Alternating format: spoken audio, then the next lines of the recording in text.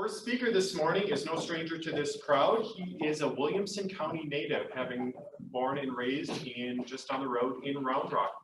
He occupies the office of the Williamson County Judge, a position he has held since election and subsequent in January of 2019. Prior to becoming our county judge, he served as the Justice of the Peace for Williamson County Precinct number 3 from 2015 through 2018. While Justice of the Peace, he was named 2016 Judge of the Year by the Texas Justice of the Peace and Constables Association. He and his office have won numerous awards over the past several years, including awards for public sector excellence and innovation in business processes. Our speaker has served on several boards and committees, including the Jarrell School Bond Advisory Committee, the Jarrell Road and Bridge Committee, and ESD number 5. In addition to public service, our speaker has been involved with ministry for more than 30 years, including 22 years as pastor of the Santero Fellowship in Jarrell. Without further delay, it is my pleasure to introduce to you Judge Bill Gravell.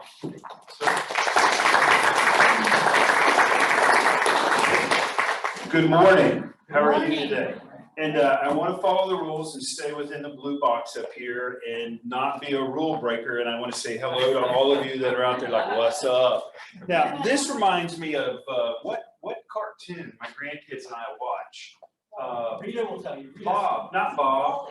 Wally. Yeah, see, there you go. So it's exciting to have those that are distant and remote. Where's the intern that I met a while ago? Young man, stand up. Tell me what your name is. My name is Aaron, right? So did I get that right?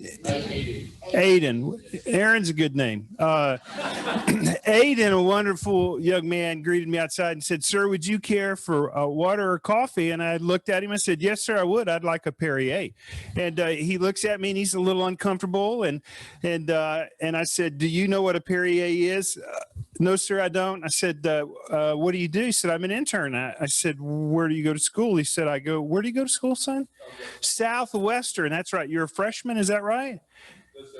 Senior. Yeah, I knew it was close. Yeah, actually I did. I'm just messing with him. Let me say this though. We have been through an amazingly complicated year. Don't sit down yet, son. We've been through an amazingly complicated year in the last year and a half. We cannot forget that we are just caretakers for time and that there are good people coming behind us. We must not be discouraged. We cannot be dissuaded. And we have to believe that our job is to maintain things, right? And that there are good people following us. It's an honor to meet you. And thank you for being willing to serve here. You chose to intern here this summer where you could have worked anywhere in America. And we're grateful that you have chosen to be here. Let's give this young man a round of applause. Now sit down and eat. All right. Well, I didn't. I just left it hanging there for him. He was on his phone Googling it, and, he'll get there. Well, I want to say thank you. It's good to be here. Last year, I did a State of the County address, and be quite candid with you. Last year, when I gave the State of the County address, I wasn't sure that Williamson County would be around the next year. I mean, it has been a difficult and complicated couple of years. As your county judge, not only do I serve as chief executive officer, but I also serve as the head of emergency management. I learned a lot about COVID. I want to talk some about COVID, but I want to talk about tomorrow as well, too.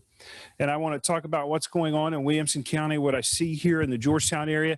And then I want to pull up a little short and finish short and allow you to ask some questions. And if you're remote and you ask a question that I don't like, I'm just going to hang up on you. So I always have wanted to do that at Commissioner's Court. Like if I don't hit the, don't like the question, hit the button, but they won't put one of those buttons in for me. I know I'm outside of the box and you're uncomfortable with that. See, I only did that because did you not see her a while ago? Look, watch, see, look at that. She's concerned. So a state of the county and where we're at. Let's talk about COVID. Let me give you a number. Yesterday, we gave 3,387 shots for the COVID vaccine in Williamson County. And in fact, we've done that every single day since January the 1st. A year ago, I didn't know that I would be managing COVID vaccines in Williamson County. Heck, a year ago, we didn't even know that we had a solution for COVID, did we? Right? Our one solution for COVID. But since January the 1st, we've given out 562,390 vaccinations for the COVID vaccine in Williamson County. The numbers that really matter to me, though, are the numbers for our seniors. And the reason why, well, I didn't bring the piece of paper. It's in my portfolio in my truck. Some of you know this, but I have kept a list of those that have passed away from COVID. I know their name, I know their date of birth, and I know their day of death. And the reason I kept the list is that I would commit to pray for that family until another name was added to that list. There were some days that we were adding 4 or 5 people a day to the list. But as of late, we haven't added anybody for a good 5 or 10 days. My goal as county judge is for us not to add any more names to that list and for us to celebrate that we're alive and open, right? We have worked really hard over the last year. Didn't know that we would be in charge of the COVID vaccine. 93% of the people on the list were age 65 and older. Let me tell you what we've done here in Williamson County. For 65 and older, we have vaccinated with 1 dose 89.63% of the residents in Williamson County. That's a pretty good number, isn't it? With 2 shots for that age group, we have vaccinated about 78% of those residents. And so we worked really hard and we worked really fast to vaccinate the oldest, the most fragile, and those that were concerned. There's a lot that we did during COVID that I'm proud of. Not only have we vaccinated our citizens, but we took some extraordinary steps at the Williamson County Commissioner's Court to help make sure that our businesses were able to survive and to thrive. We created a small business grant program. In fact, the day that I created the order to shut down businesses in Williamson County except those of essential services, that very day I created a committee. And the goal of that committee was to figure out how to stand our businesses back up so that they could survive. Because I knew that when we shut down businesses, that it would cost us, businesses would fail, people would lose their jobs, and even some would contemplate or potentially commit suicide. I knew that the decisions were weighty. But very early on, we committed as a county to make sure that our businesses had an opportunity to survive. Do you know how many millions of dollars Williamson County gave out in grant funds for small businesses? $33 million. And by the way, you may not understand this, but even Williamson County gave out some $25,000 last year to the Georgetown Chamber. Do you know why? Because it's a small business that we needed not only to thrive and survive, but keep its people and keep them employed. I have to tell you, it's been a difficult year for all of us. Has it been difficult for you in business? Yeah. It's been difficult for some, but it's been exceptional for others, right? How many of you have been to Home Depot lately, right? How many of you during a global pandemic tried to get into Walmart? And by the way, I don't do the shopping in my family because I typically buy things I shouldn't buy when I go and I never stick to the list. But it was, you do what? I'm not allowed to do the shopping, Steve. Here's what's complicated during COVID. Walmart decided to make arrows going in and arrows going out, and you had to go this way on this row and this way on that row. I just got so confused. I said, to hell with it, and I quit shopping. I mean, to heck with it, and I just quit shopping anymore. I mean, times have changed, haven't they? Those have been tough days, but let's talk about where we're at today. By the way, I think Williamson County did an amazing job during a global pandemic.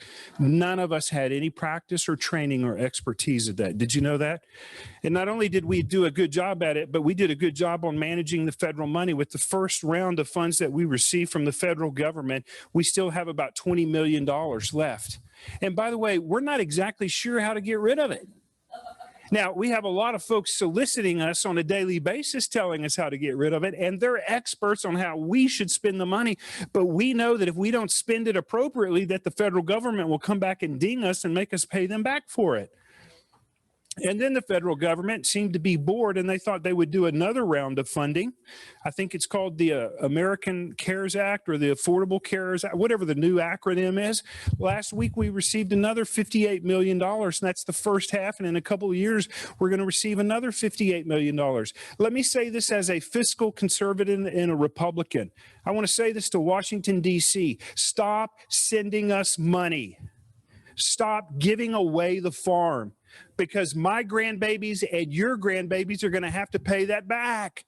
They say to me, well, Judge, the economy's in trouble and we need to help businesses and everyone's struggling. And I'm saying that's not true.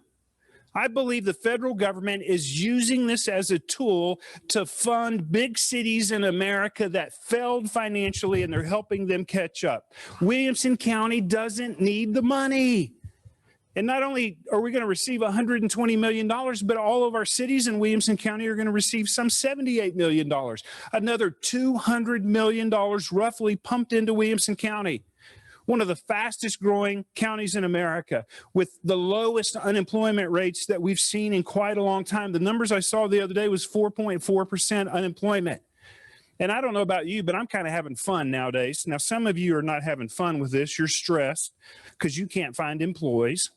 I'm kind of having fun driving around to area businesses and seeing how much they're offering new employees, right? The first one I really noticed was Dairy Queen here in town. Had a banner hanging outside, $15 an hour.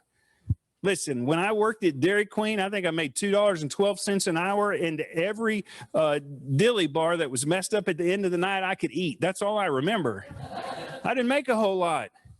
But how do you compete, and how do we compete in government when they're paying $15 an hour? Last night I drove to Pflugerville. I was speaking at a very unusual event. It was called the Republican Club in Travis County. I didn't know one existed, but I was speaking there.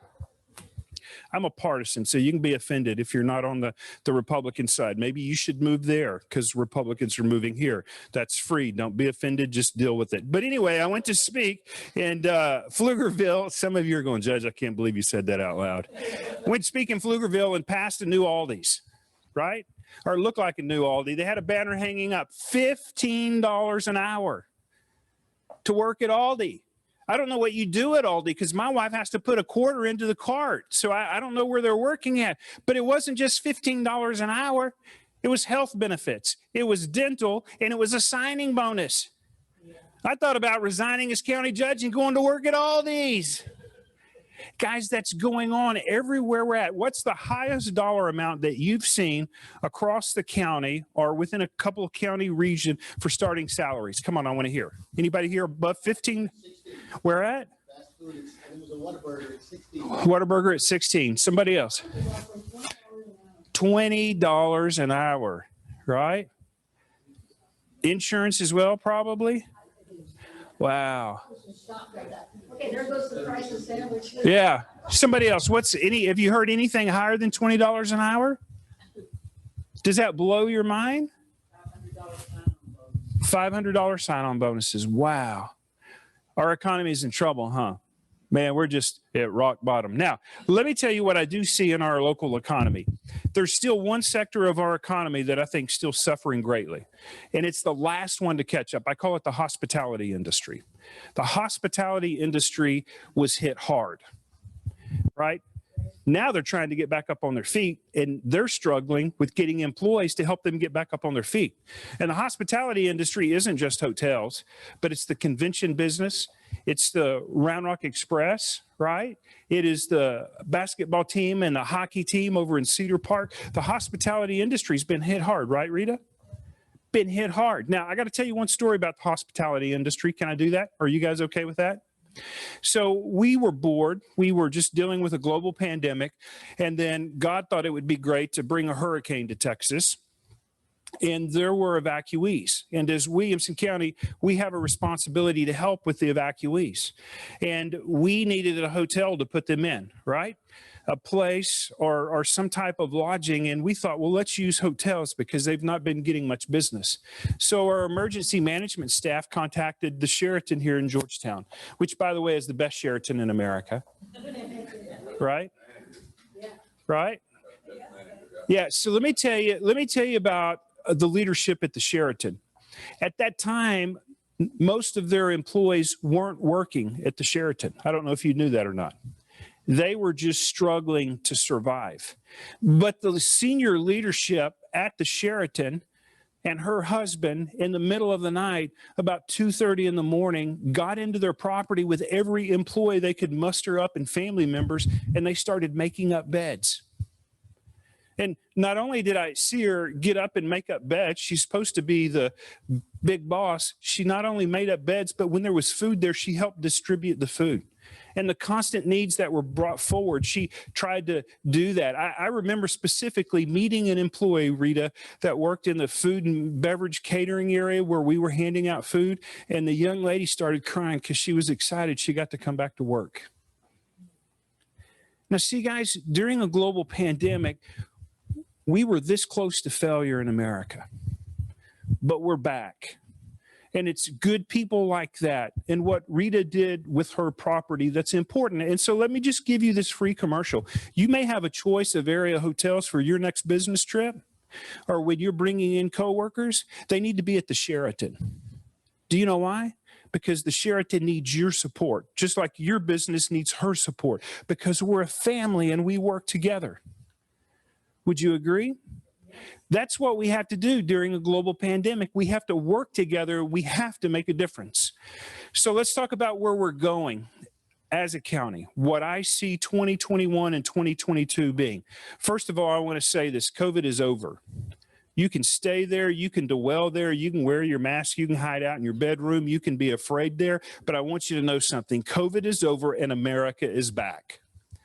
On May the 6th, I went to the Dell Diamond, best night of my life as county judge, and it was the opening night of a baseball game. They had about 5,000 people there. They had their mask on, but they were celebrating. Well, most of them didn't have masks on because they had a beer in one hand, which meant they could take their mask off. So even 12-year-olds were walking around with Cokes, right? But I looked around and I saw people there that were happy and that were joyful. And by the way, that's another business that helped in an amazing way, was the Round Rock Express. I'm an Express fan for the rest of my life because of what I saw them do. The Round Rock Express laid off about 40% of their employees. They were struggling to make ends meet. I called the president and I said, look, we need to do an economic development pitch for a major corporation in the middle of a global pandemic, and we'd like to use the Intel Club to make this pitch in. And he said, Judge, you can have anything we have. And so we used the Intel Club, and the dream got a little bigger. We used the big screen out back at center field. You know, it got a little bigger. We might have sent off some fireworks. It got really big. And we might have given away some guest jerseys and maybe some autographed swag from Nolan Wine. We're trying to win a company in the middle of a global pandemic, right? And I said, you need to send us an invoice. And they sent the invoice. And the invoice was for about a half a dozen jerseys at about $15 a piece. And what broke my heart, just hear me out, is the day we went there to prep for this big event, all of the staff had T-shirt and jeans on. Do you know why? Because the stadium hadn't been cleaned up. And from the president to the lowest employee, they spent the next 3 hours all out there together cleaning that stadium up. It was amazing. And I asked him, why did you do this? He said, because somebody recruited us when we came to Williamson County. I said, but you don't even have money to pay your employees that you brought them in. He said, yeah, we do, Judge, but we don't have a lot more than that. I had the opportunity with a company called by the name of Curative. Curative was doing testing and vaccinations, and they said, we need a big stadium to vaccinate at. I said, I know the perfect place for you. I said, but they're going to charge you $3,500 a week, and you're going to pay that. They said, that's great, Judge. We think that's a good deal. Guess where we put them at? We put them at the Dell Diamond. We put them at the Round Rock Express because those guys invested in the community, and we invested back in them. That's what your small businesses did during the global pandemic. But I submit to you, that's what makes Williamson County exceptional. We're willing to do anything and everything together, and there's never no. We always work toward yes. So where do I see our future, and where do I see us going? You better hang on, because you're going to be surprised. And you can quote me on this. I believe that you'll see 2021 and 2022 land some of the largest economic development projects in the history of Williamson County, Texas. In fact, I believe within the next 12 months, you'll see in this county that we'll land at least 3 separate billion-dollar projects coming to Williamson County, Texas. Now, let me tell you a little bit about what's going on outside of Georgetown. You may not be aware of this. These are projects that have been announced. For example, let's start in the Round Rock area.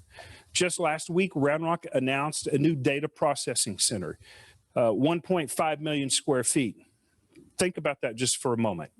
1.5 million square feet. That's not a small business. That's hundreds of millions of dollars in projects. A little bit west of that, we've got a project under construction by the name of Apple. Apple initially committed to $1.1 billion, but we allowed them to continue construction during a global pandemic. We didn't shut them down, just like we didn't shut down Kalahari, just like we didn't shut down road construction, just like we didn't shut down car dealerships, because I've learned they're essential businesses when you need your ambulances to run. You got to go get parts to get your cop cars working. Right? So Apple's project now is expanded to $1.3 billion. On July the 4th, there's going to be an announcement of another company near the Apple property that's a $1.8 billion project that will be announced. It's significant. The best project that's been announced so far in Bill Gravell's mind, I got to go to the groundbreaking of it, was the new Dell Children's Hospital in North Austin in Williamson County. We're going to have our first ever critical care facility for children. You know what I learned during COVID? That our children really had nowhere to go, and they had to be transported all the way downtown Austin. And that just wasn't acceptable to me, right? You go a little north of that in Cedar Park. Did you hear about the big announcement from Cedar Park last week or a couple of weeks ago with their astronaut program that's based out of Cedar Park? What's the name of that company? You have no idea what I'm talking about, do you? Yeah, it's only a $188 million expansion, and they're training astronauts to go into space in Cedar Park, Texas. Right? You go down to Austin, you can get high on marijuana, or you can go to Cedar Park and officially be trained to get high out of the earth, right? That was funny, Mike. Nobody really appreciated that one, did they? All right. Leander's about to announce a pretty significant project for Leander. And guys, this growth is going on everywhere. Those are the economic development projects that I can tell you about. I want you to listen to me. I believe once a quarter for now, for the next 12 quarters, you'll see $100 million projects announced at least once a quarter in Williamson County, Texas. Now let's talk about the housing market. How many of you have bought or sold a home within the last 2 years here in Williamson County? Did you buy or sell? But can I borrow some money then? Because if you sold, sister, you made it, right? Who else has sold in the last 2 years? Don't raise your hand. If you sold and you didn't make money, you are a horrible money manager.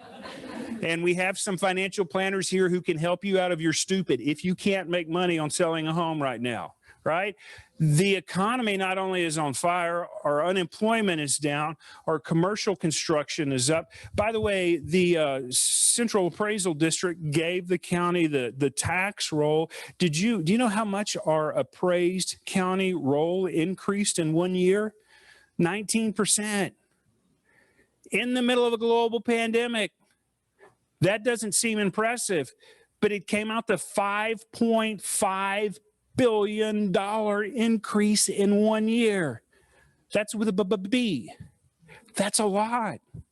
Let me tell you what I see in the housing market. This is the one that intrigues me the most. I'm going to predict this. Again, Leander will be the fastest growing city in America, populations of over 50,000 people. I'm also going to predict that the city of Gerald, I know, here comes a shocker, will be the fastest growing city in America for cities of populations of 2,500 or more. I don't know if you've been up to Gerald lately. Anybody been up to Gerald lately? I get the numbers backwards. Mike, I know you and I heard the mayor say the same thing. They've either got 12,000 or 14,000 homes. 14,000 homes currently platted, designed, or under construction in Gerald, Texas. I heard that number, so I decided to go down County Road 313, right? Just pick that road. It's a fun place to go.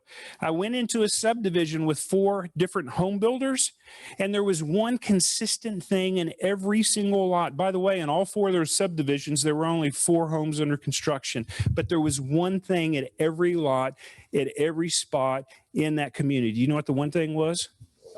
Sold signs, baby. They were sold. The housing market's on fire. Now, I think our fast, rapid growing area is going to be Gerald. I think our absolute fast, hot on fire area is Liberty Hill. I think an absolutely hot on fire area is Santa Rita Ranch. Place is just exploding. You'll see there'll probably be Gerald's, Sonterra will be the #1 selling subdivision in America. And I think you'll see Santa Rita Ranch finish in the top 5. And then Sun City will be somewhere in the top 15. Right? Now, let me tell you what you don't know and what you don't see. I believe in Williamson County that we are now the premier destination in the world for industrial and commercial development.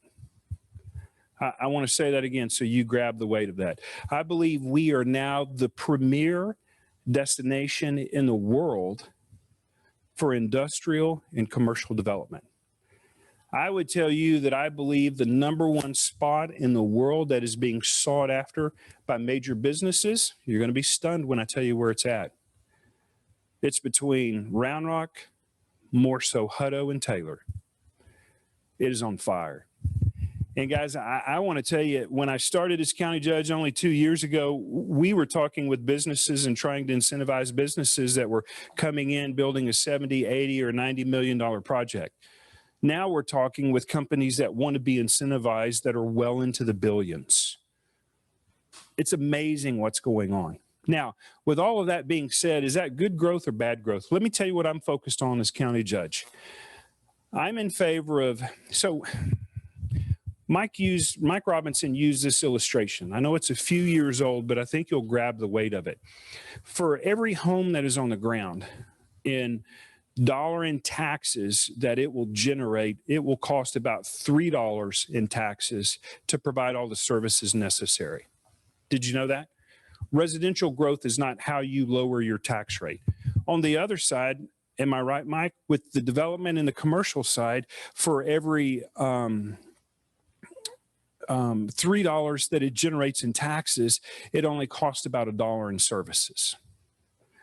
So the industrial and commercial side is the big sides of where you generate the revenue. Here's why I'm telling you that story. I believe that for us to have the quality of life that we want and to see our tax rate to continue to go down, the only way for that to be accomplished is through industrial and commercial growth. I want you to know, though, that I am far more focused on smart growth than just any growth. We're in a place now as a county where we don't have to incentivize things. And we're in a place now as a county where we can incentivize certain things that we think are better for our community. I am less inclined, and hear my heart, I'm less inclined to incentivize a company, let's say hypothetically, that comes to Georgetown that brings 10,000 employees, compared to a data processing center that puts in 1.5 million square feet and only brings in 1,600 employees. Do you understand the difference?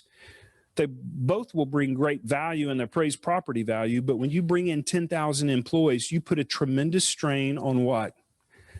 Your schools, your water, your wastewater, your law enforcement, your EMS. It puts a great strain on your system, right? Smart growth to me are the large projects that we can land that put less pressure on our infrastructure. Right now, our schools are struggling to keep up, right? Our schools are struggling to keep up because of the rapid growth. We were just talking about bonds a while ago, Alex, right? Liberty Hill passed a bond for $500 million. Gerald had another bond issuance that went out for roughly $100 million. Our schools are struggling. So when we're attracting new businesses, I think we need to be cautious as a county and attract those that bring less people burden upon us and less burden upon our current infrastructure.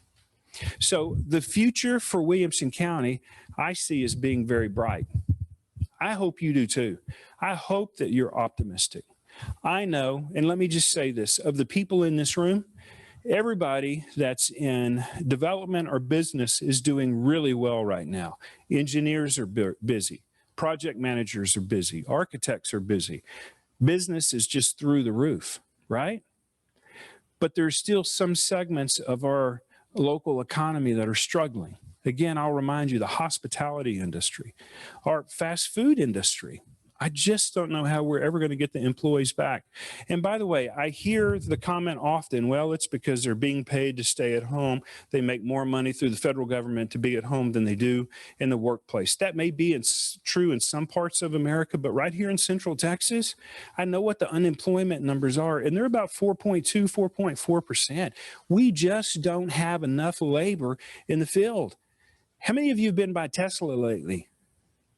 They've only got 11,000 employees working there 24 hours a day, right? How many of you have been by Apple lately?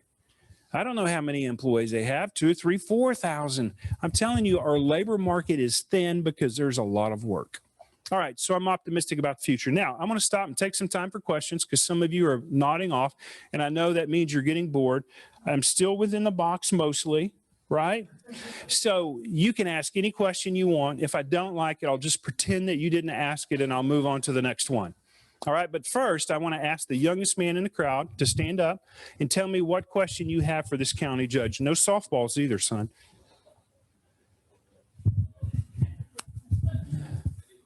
Sure, go.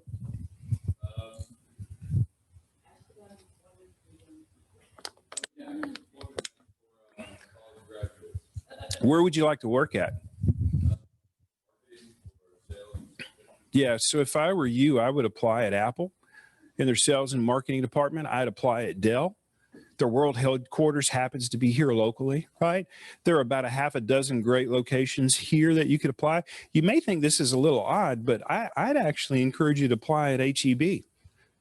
HEB is one of the best employers in America. And I'm telling you, getting beyond checkers and getting up in leadership and management, especially in marketing, when I refer to them as my HEB, you know how that slogan stuck, right? My HEB? That would be a great company. I think your opportunity and your future is very bright in this region. Good question. All right, next question. General. Law enforcement, are we encouraging all the cities within the county to enlarge their law enforcement? I know that the city of Georgetown is struggling with the numbers of officers that they have. Chief Nero's done a great job. So does all the other law enforcement. But we need to make sure that all those are kept up with what they really need. There are standards that need to be met. General, that's a really good question. It's an area as far as a county that we're struggling in right now. In fact, today at Commissioner's Court, we're going to have a conversation about raising the wage of those that serve in our correctionals department at Williamson County. The reason why is that you've got to have a competitive wage to keep folks. Now, there's a bit of a mixed bag there. When you hear Austin constantly saying that police are bad and we need to defund police like they did by $250 million, it creates a mindset among the community that cops are bad. And I just want to say this. I know a lot of folks in law enforcement that are exceptional people. And honestly, I know quite a few of our employees that work in our local jails. I'm not sure why they do. To be abused, mistreated, to be spat upon, to have folks treat you vulgarly, it's just not appropriate. And by the way, business community, you know what your sheriff needs to hear from you, and you know what your chief of police needs to hear from you? That you support law enforcement. And I want you to hear me as a county judge. I back the blue. I do. Without hesitation. I also want you to hear me say as well, too, in Williamson County, we're not going to defund the police. That is stupid and that is reckless. And let me say this, as business leaders, you should have clapped more heartily than that because you're blessed to be in Williamson County. How many of you have been in downtown Austin late at night? Right? How many of you have been in downtown Austin late at night? Listen, I don't carry a gun except when I go to downtown Austin. It's scary and it's dangerous. They have defunded the police. They've allowed the homeless to take over, and there is no leadership. And we've got to stand up for our law enforcement. When they're wrong, we need to hold them accountable. But we need to stand with them, stand up for them, and provide the resources for a chief and for our sheriff to be successful. So the next question is, what's the status of Austin trying to purchase that North Austin hotel over there? See, you wanted to fire me up, didn't you, General? I'm fired up. Well, let me tell you this. City of Austin, under the cover of darkness, thought it would be clever to come into Williamson County and make an offer on a hotel, right?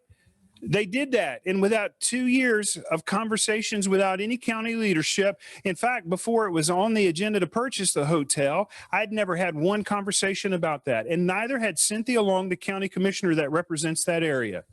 And do you know what we've done as county leadership? We've just simply said to the city of Austin, we don't want to engage you on the conversation of homelessness, whether what you're doing is right or wrong. That's not our issue. But for you to come into our community and to buy a hotel and not even tell us about that, that's wrong. And let me tell you why it's wrong. Because if there's a criminal act that occurs there, do you know what sheriff's office has to house those inmates? Williamson County. If there's a mental health crisis there or someone's addicted to substances, guess who gets to deal with those individuals who have those addictions? Williamson County. And all I simply want to say to the mayor of Austin is quit dumping your problems outside of downtown and be a man of integrity and stand up and do your own job that the people hired you to do. It's an act of cowardice to push people out of your community. And General, where we stand on the hotel is this. I've said to the mayor of Austin and to the city of Austin, if you do not stop this reckless process, I will lead the commissioner's court to file a lawsuit against the city of Austin, and I will win. You ought to go ahead and file it because they're not going to, they're too stupid to file. Well, General, I've been told by our attorneys that we can't actually go ahead and file it until they're stupid and do something reckless. So we have to wait on them. Now, Rita, let me ask you a question. If you owned I don't know if this would be a problem in Williamson County, but if you owned a hotel and you were getting $9.5 million for it, and the appraisal came back last week at $3.5 million, would you as residents feel like your tax dollars are being used wisely? Now, you guys are being real quiet about this issue. You're going, oh, Judge, you're being political. Let me tell you something. If I wasn't being political, your business would be in trouble. It would be in trouble. This is about protecting our businesses and protecting our communities. We have to come up with a good common sense way of dealing with homelessness, but I want you to hear me. Don't make your problem my problem. Because when you do that, my solution is going to be your solution, and you are not going to like it. Yes, sir. So thank you for what you do, and I love that you're fired up and you're so shy about sharing your feelings. But here's my question. So you've talked a lot about businesses and these large businesses that are billions and billions of dollars. And you mentioned all of these businesses are corporate entities that mention $15 an hour. So here's the question. So you're sitting on somewhere around $80 million from the federal government. How are you using that to fund or help you real small businesses, the mom and pops, the solopreneurs that have 4 and 5 employees that can't afford to make or pay $15 to $20 an hour? How are you doing that? Right. So that's a great question. And the answer to the question is I can't do that. And hear me, the federal government has told us we're going to give you another $120 million, but it's only for certain things. It can be for water or wastewater infrastructure. It could be for internet connectivity in the rural areas, right? Now, I also want to say this. We gave a second round of funding for small businesses. And believe it or not, we actually had money left over and people didn't apply for it. So I hear the challenge of what the struggle is for you. With the restrictions, you know, the federal government, they're great at giving away money with restrictions, right? And then we've got to play within those rules. And by the way, they gave us the money and they haven't given us the rule book yet. They gave us a 4-page summary. And even our good lawyers are not exactly sure on how to administer the funds. We need more defined rules. Now, they've given us 4 years to spend it. So maybe when the more defined rules come out, we can find paths to help those small businesses. Yes, sir. Yeah. Yeah, that's really a good question. First of all, I want you to know that in all that I've been a part of, I was heartbroken when I was at the emergency command center during the snowstorm, and I found out that a Williamson County resident froze to death in their home. That's just unconscionable to me. Now, I want to say this, not defending what occurred or didn't occur.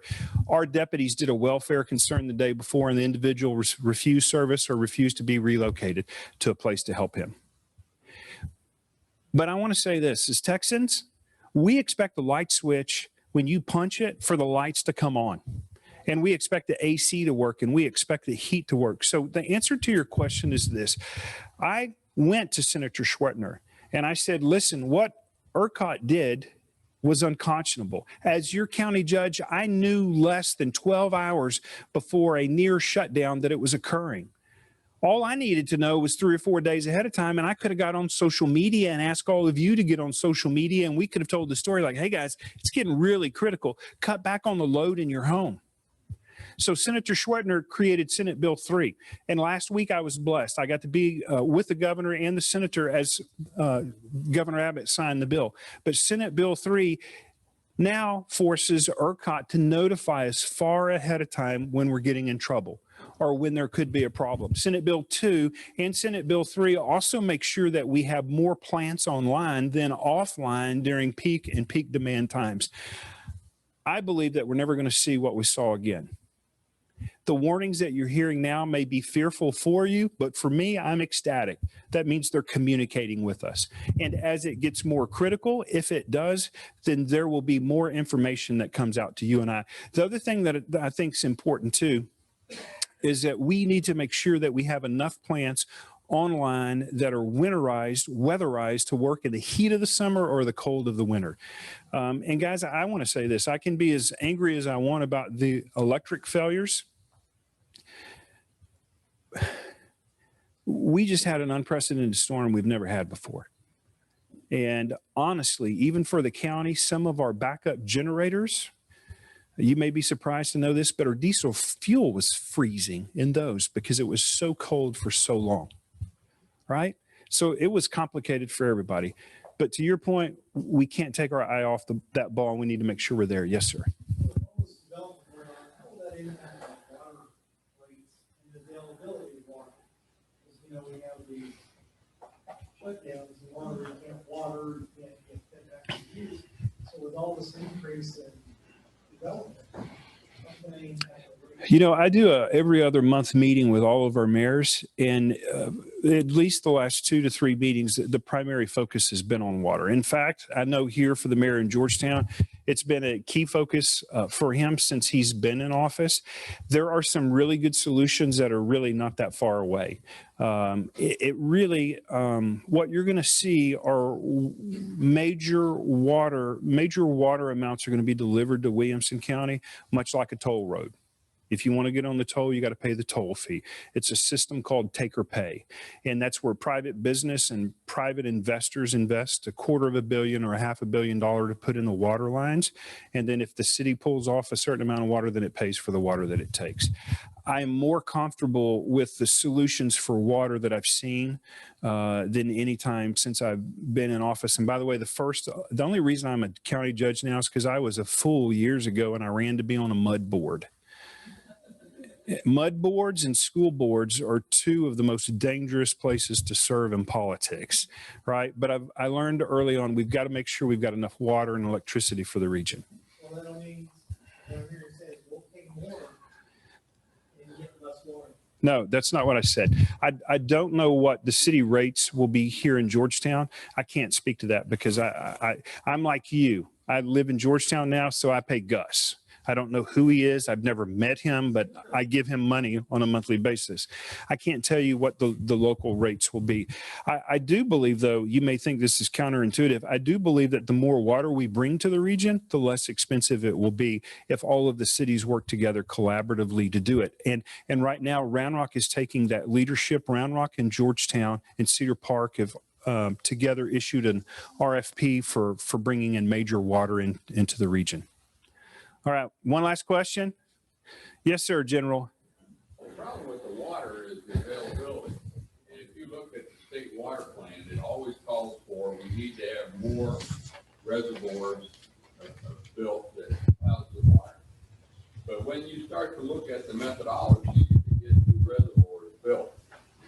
such as the Upper Trinity River has been working on a new reservoir up near Sulphur Springs for 15 years.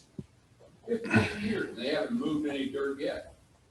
You know, we keep having this problem, we need more, but then all the bureaucrats get involved in that.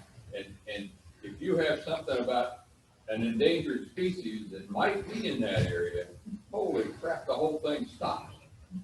And I happen to know the chief engineer up there.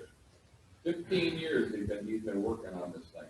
So the problem with the water is building the new reservoir. You talk about bringing in more water.